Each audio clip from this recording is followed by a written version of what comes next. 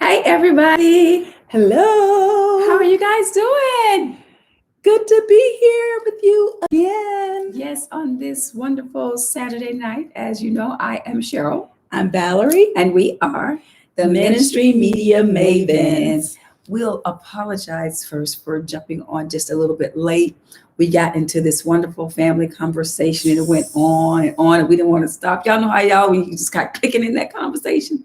So we had to pull ourselves away from it because we have obligations with you, our cyber family. Amen. So we are so glad we are here again, repping our businesses. Look at that, Church Girl Nation. That's my company. Look at that, Pray. That's her T-shirt line. Get Sparkled by LaBelle. Yes. And I said last week that we dropped those links down into the comments, and I forgot to do it. So we're going to try to do it on tonight. So, on Facebook, you can go to Get Sparkled by LaBelle. Yes. To get some of her, and she doesn't do just shirts, she does a whole lot of other stuff. And you can go to Church Girl Nation. It's a group on Facebook to look me up and find out how you get these wonderful shirts, or you can just follow us. Anyway, Let's jump in on tonight. We said, first of all, we want you all to share this. Let everybody know that, yes, we were a little tardy, but we are on now. Yes, so share this. And if you have been liking the content that we've been providing on this channel, we want you to hit like on this as well. So we'll know what resonates with you, the kind of content that you want and that you appreciate from us. And I'm going to do a little share real quick. But what we wanted to talk about on tonight was being able to use songs. I know that most of us, not all of us, but a lot of us are still going to church virtually. Yes. So that's either on Facebook Live, on YouTube Live, like we're live now. That's how we are digesting our church services, by pulling up those smartphones, those laptops, those iPads, iPod. People still make iPods. I don't think they make iPods anymore. Some people probably still use them, though. I still have one, that 80 gig one that I refuse to give away. I have to remember where I put it. But anyway, that's beside the point. That's how we are, quote unquote, going to church, is online. And what a lot of people love about church service is the worship. Amen. Praise and worship. We love singing songs and raising our hands and just feeling enveloped, yes, by the presence of God. And so I know a lot of people that I talk to, they're kind of worried about, well, we still want to have praise and worship. We still want to be able to sing, but we want to do that in a way that we aren't infringing on anybody's copyright. Because did y'all know that music is copyrighted and you just can't sing the songs all willy-nilly? And so that's why we wanted to get on tonight, is to talk about how to correctly be able to broadcast and to stream music, worship music. And so I'm going to let Val start, and we're going to give you three ways to do it. And Val's going to give you an awesome tip that you need to know as well. So I'll pass it over to Val. All right. We're so glad that you could join us tonight. It is a blessing to have you here watching with us, and just comment and tell us, how we're doing. If you have any questions, that would be great. But I want to discuss a common myth that people they do and they think, and that common myth is, as long as I put in my comments that I do not own the rights to this music, that gives you the right to use the music. Legally, that does not give you the right to use the music. Even crediting the author or the owner of the music with it is still not giving you the right to use the music. That is a common myth, that will absolve you of any wrongdoing. That does not work. So it's not legal to use music that is copyrighted by someone else and putting that line. You see that all the time on Facebook, on people's live streams, that I don't own the right to this music, but I'm playing it. Well, if the owner of that particular piece of music really wanted to come after you, they could, but most of them don't. So we have been given grace in that. But just so you are aware that does not give you the legal right to use the music. And the first tip is, moving on, is that you can use public domain songs. Yes, yes. You can use public domain songs. And what are public domain songs? Public domain songs are those that have never been copywritten or have been copywritten so long ago that the copyright is no longer in effect. You can use those songs. One of those songs, and I'm just gonna, most everybody knows this song is We've Come This Far by Faith. That is a public domain song. And Yes. anybody can sing that. You don't have to worry about writing, I don't own the rights to this song. You can sing it because it is a public domain song. And if you do not know which song is public domain, what you can do is either Google it, just type in public domain songs, and the list of songs will come up that you can use. And in the Black church, there are so many public domain songs that you can sing. Because they were call and response, and these were sung years and years and years by slaves. And, we just came up in the church from generation to generation singing those songs. And so we call them call and responses because typically you call out a line and then the congregation responds. Those are also public domain songs. Jesus on the main line, tell him what you want.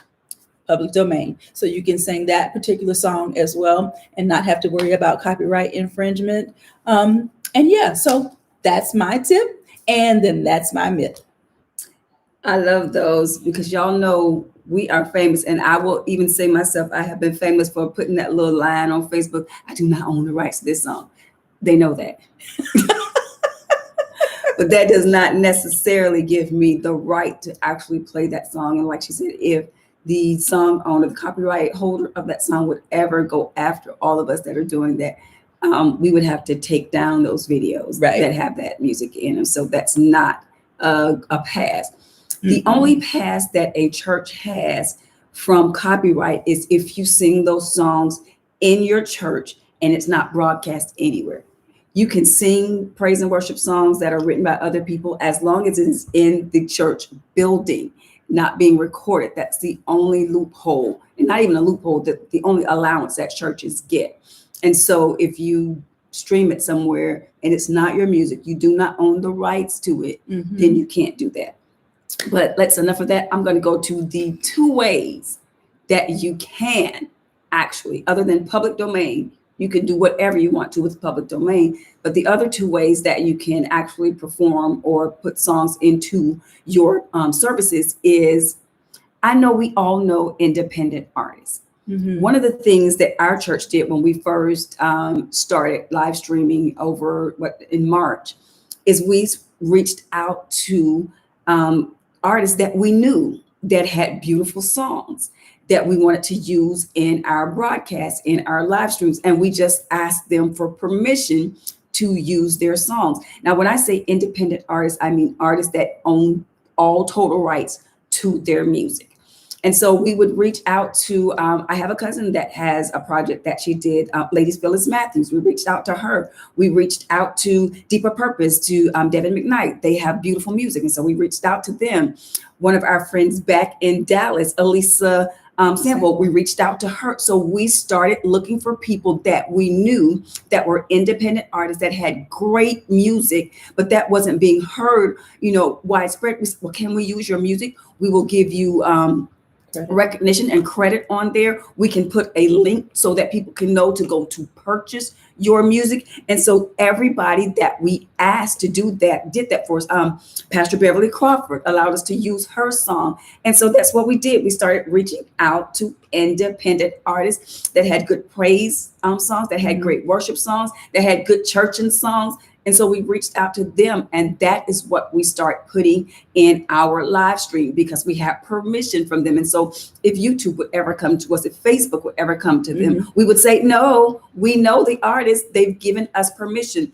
And so I want you to start reaching out to independent artists, especially during this season when they can't travel and they can't promote, they can't do concerts right now. Right. Reach out to them because that's just another avenue for them to get their music out there, to get people to know who they are as psalmists, and to get people to buy their music. So start reaching out. Everyone we know, especially in our own church circles, we know people that are recording music, that have songs, that would just love the opportunity to have their music packaged in your church service, because that's just more people that are being blessed by that ministry. So be Right. sure to do that.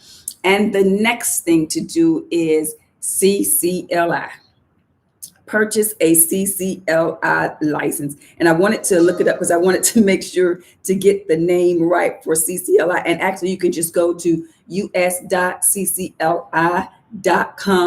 and it will take you right to CCLI. If you purchase a license, thank you. It is the Christian Copyright Licensing International. That's what that stands for. Christian Copyright Licensing International. They are an aggregation that has over 40, 50,000 songs in their library that you can use in your live streams, in your broadcast. You'll have to get a license from them to do it.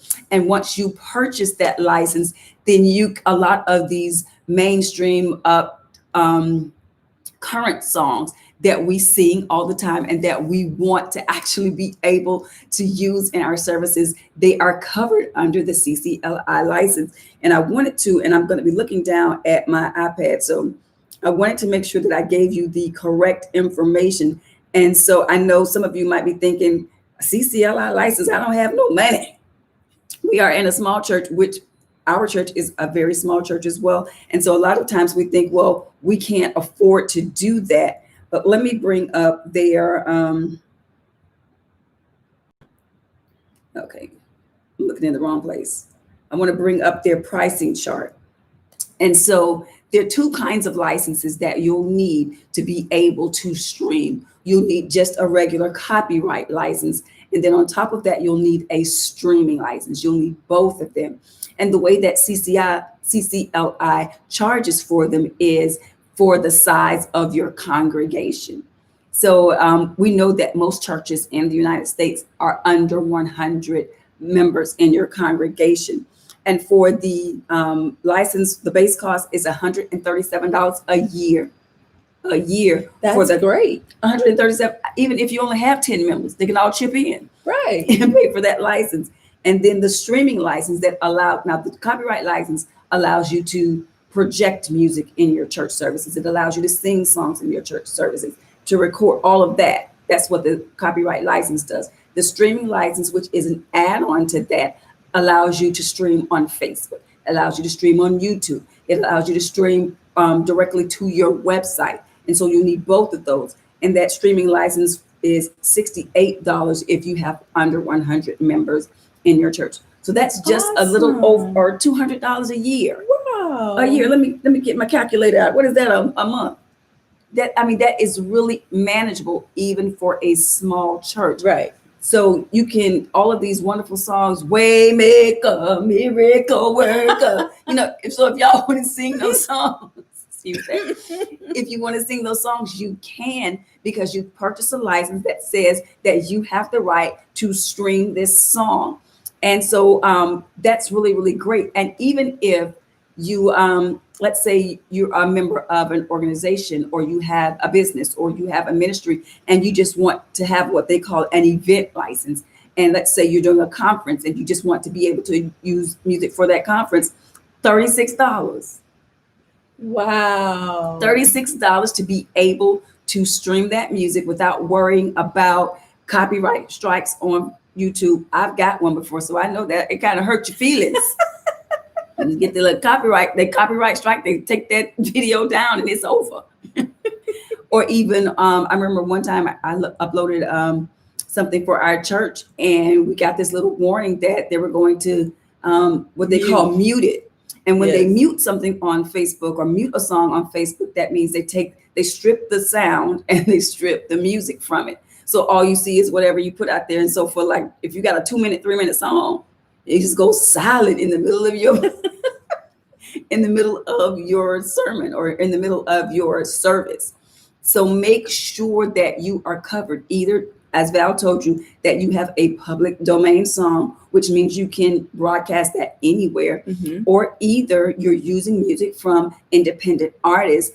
Y'all, there are independent artists all over. Right. And even some of these mainstream artists, you just have to make sure that you not only get permission from them, but you have to get permission from the record company and the copyright holder. You have to have permission from both of them. Right. Because 9 times out of 10, if they're on a major label deal, then it's not quote unquote their music anymore. So even if you know the artist and say, girl, we want to use your song. No, that's not the right person. You have to go to the label that owns the copyright to that song to get permission to promote it. And so that was the other way. And the last way is just skip over all of that and invest in a CCLI license to be able to stream. And then you don't have to worry about it. They'll have on their library who they cover, the kinds of music. So you'll always know if the songs that you want to cover are covered by CCLI.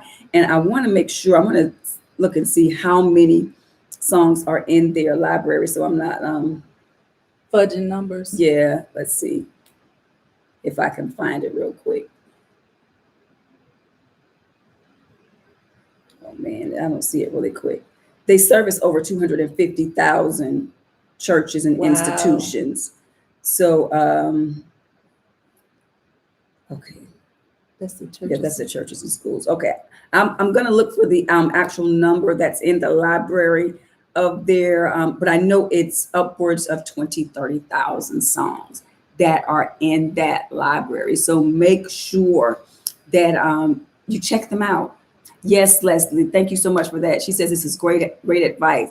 So make sure that you are covered, Now, while you probably won't be sued because you're using it, I know on YouTube, we have this YouTube presence as well as I have my own YouTube presence.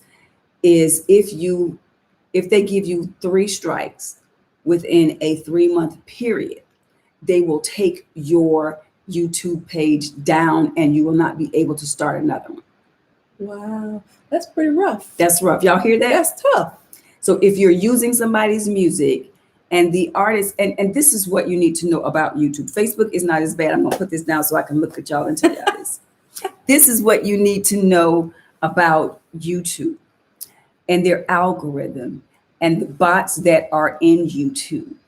You think that you can get away with it, but what I know from YouTube trainings that I take is that YouTube has a bot that is listening as you are speaking. And so that's how they know so quickly that you are playing a song that you do not have copyright rights for, is because bots are listening to every video that is being uploaded, every video that is going live. And that's how they tell that you're playing music, because they have all of these labels that are partnered with YouTube, because YouTube doesn't want to get in trouble to say, hey, this is this little light of mine. They don't own rights to that. Give them a copyright strike, give them a copyright warning, because there are different ways that YouTube deals with that. And if you get a copyright strike, that is the artist saying, that is my song, I did not give them permission, take it down. That's a copyright strike. YouTube allows you to have 3 of those strikes within a 3-month period.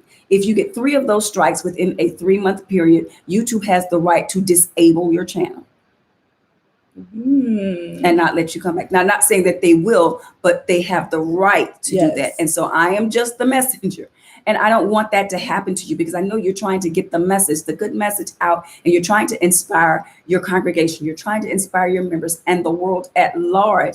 But you have to do that in the law. You have to do that legally. Within the law. Within the law. And so you have to make sure that you are covered. So if it's not public domain, if it's not an independent artist that has given you permission to use their songs, or if you do not have a CCLI license, do not use the music. I'm just going to tell you, do not use the music. When our church first got online, we was using nobody's music. We was like, we're not going to jail. Nope. We don't break the law if we can help it. And so then we start finding ways to do it. And one of the ways was, hey, We know all of these great artists that have produced projects and their music is, not being played as much. What if we reached out to them? What if we just asked them, hey, we were trying to put this and it goes great with our message that our pastor preached. Can we include it? Everybody we asked said yes. We're going to come back to them again for another song, but just build up a repertoire of songs from independent artists, even if you don't know them personally.